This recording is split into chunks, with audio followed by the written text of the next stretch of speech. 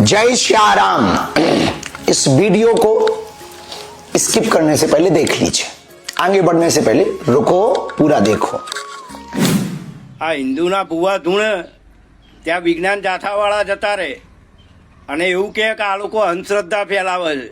તું એમ કહેશ કે ઓલી પાર્ટી જાદુઈ છે ને એમાં આમ થઈ જાય તેમ થઈ જાય, તો ભાઈ પાર્ટી લઈને દરબાર તું ચાલુ કરી દે, બરાબર। બાગેશ્વર ધામના બાબા જે ધીરેન્દ્ર શાસ્ત્રી રાજકોટમાં આવે એ પહેલા તો ભાઈ આપણા ગુજરાતની અંદર સોશિયલ મીડિયાની અંદર એક અલગ જ માહોલ જોવા મળી રહ્યો છે। ઘણા લોકો વિજ્ઞાન જાથાના જયંત પંડ્યાને સપોર્ટ કરે છે, તો ક્યાંક ને ક્યાંક ઘણા બધા લોકો બાગેશ્વર ધામના બાપુ જે ધીરેન્દ્ર શાસ્ત્રી છે એમને સપોર્ટ કરે છે। આખરે ભાઈ સાચું કોણ? અત્યારે હાલ તો 50-50 લાખ રૂપિયાની ચેલેન્જો પણ અપાઈ ગઈ છે। હવે જયંત પંડ્યા એવું કહે છે કે જો તમે સાચા હોય તો તમને 50 લાખ રૂપિયા આપવા છે, મારા 3 પ્રશ્નોના સવાલના જવાબ આપી દેજો। તો ક્યાંક ને ક્યાંક બાપુને જે લોકો સપોર્ટ કરે છે એ એવું કહે છે કે આ જયંત પંડ્યા ક્યાંક ને ક્યાંક આપણા સમાજની અંદર, આપણા ધર્મની અંદર જ્યાં પણ આવા કામો થતા હોય છે ત્યાં વચમાં પડતા હોય છે।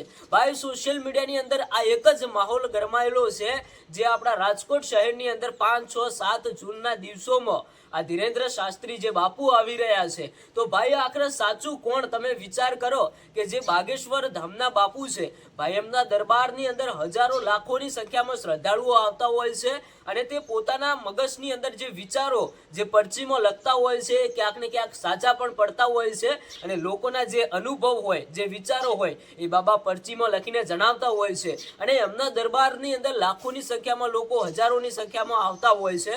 તો ક્યાંક ને ક્યાંક રાજકોટ શહેરની અંદર આ બાબા આવે એ પહેલા તો ભાઈ વિજ્ઞાન જાથાની ટીમ એક્ટિવ થઈ છે અને સોશિયલ મીડિયાની અંદર એક અલગ જ માહોલ ચાલી રહ્યો છે। તમે પહેલા 2-3 વિડીયો જુઓ, હું તમને વિડીયો બતાવું। પહેલા તમે આ એક વિડીયો જુઓ જેમાં બાપુ એવું કહે છે કે આ જયંત પંડ્યા જ્યાં ક્યાંક ને ક્યાંક આપણા સમાજના, આપણા ધર્મનું જે કોઈ પણ ચાલતું હોય, જે ભુવા ભોપાળાઓ હોય એમને બંધ કરાવે છે અને બીજા લોકોના ત્યાં જે પણ ચાલતું હોય ત્યાં કોઈ બંધ નથી કરાવતા। પહેલા તમે આ વિડીયો જુઓ। આ હિન્દુના ભુવા ધૂણ ત્યાં વિજ્ઞાન જાથાવાળા જતા રહે અને એવું કહે કે આ લોકો અંધશ્રદ્ધા ફેલાવે છે, પણ પેલા ફકીર અને મૌલવી પીર ધૂણે ને એ વિજ્ઞાન જાથાવાળાને દેખાતું નથી મામા। હવે આ કાકાએ જે વાત કરી એ વાત પણ 100% સાચી છે।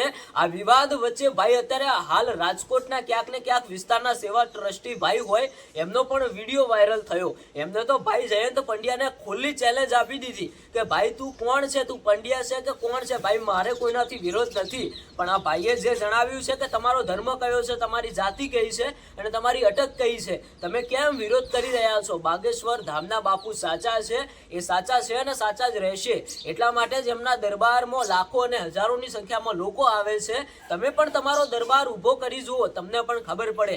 આ ભાઈએ જે વાત કરી છે એ વિડીયો તમે જોઈ લો પહેલા। જેવા બાગેશ્વર ધામ સરકાર શાસ્ત્રી ધીરેન્દ્ર કૃષ્ણ રાજકોટ પધારી રહ્યા છે, ના આગમનના આયોજનમાં અમુક હિન્દુ વિરોધી તત્વો જે ખોટે ખોટા પોતાની સસ્તી પ્રસિદ્ધિ મેળવવા માટે જે કાંઈ પ્રકારના વિડીયો બનાવે છે, છાપામાં સ્ટેટમેન્ટ આપે છે, બરાબર। આ તમામ લોકોને હું આજે આ વિડીયોના માધ્યમથી ખુલ્લી ચેલેન્જ આપું છું કે તમે આ કોઈ પ્રકારના કાર્યોમાં આગળ વધતા હોય તો અટકી જજો, આગળ આનાથી પછી વધતા નહીં।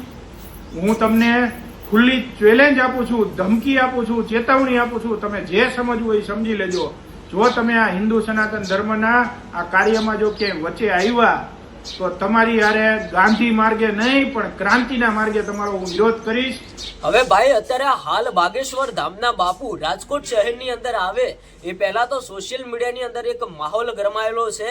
ઘણા બધા લોકો જયંત પંડ્યાને સપોર્ટ કરે છે, તો ક્યાંક ને ક્યાંક ઘણા બધા લોકો બાગેશ્વર ધામના બાપુ ધીરેન્દ્ર શાસ્ત્રીને સપોર્ટ કરે છે। આખરે ભાઈ સચ્ચાઈ શું છે? આ બાપુ અત્યારે હાલ ક્યાંક ને ક્યાંક એવું કહે છે કે હું સાચો છું, તો ક્યાંક ને ક્યાંક જયંત પંડ્યાએ પણ 50 લાખ રૂપિયાની ચેલેન્જ મૂકી છે અને જો કદાચ તમે સાચા હોય તો હું તમને 50 લાખ રૂપિયા આપીશ, હું તમને આટલી ચેલેન્જ આપું છું, તમે આ ચેલેન્જ સ્વીકારશો, મારા પ્રશ્નોના સવાલના જવાબ આપશો તો હું તમને 50 લાખ રૂપિયા આપીશું। એવી ક્યાંક ને ક્યાંક વિજ્ઞાન જાથાની ટીમે ભાઈ ચેલેન્જ આપી છે। તમે વિચાર કરો તો ક્યાંક ને ક્યાંક જયંત પંડ્યા સાચા કે બાગેશ્વર ધામના બાપુ સાચા? હવે ભાઈ 5, 6, 7 જૂનના દિવસે રાજકોટ શહેરની અંદર બાપુ જ્યારે આવે ત્યારે ભાઈ મોટો ખુલાસો થવાનો છે. આપણી આ યુટ્યુબ ચેનલને સબસ્ક્રાઇબ કરીને રાખજો. આપણે ભાઈ રાજકોટ શહેરની અંદરથી જે બાપુ આવી રહ્યા છે એનું આપણે લાઈવ બતાવવાના છીએ અને આખરે જે ખુલાસો થશે, જે પણ નવા અપડેટ મળશે એ ભાઈ તાજા સમાચાર અને સૌથી પહેલા તમારા સુધી પહોંચાડવાના છે. હવે ભાઈ જોવાનું એટલું જ બાકી રહ્યું છે કે આખરે આ બાપુ સાચા કે ખોટા.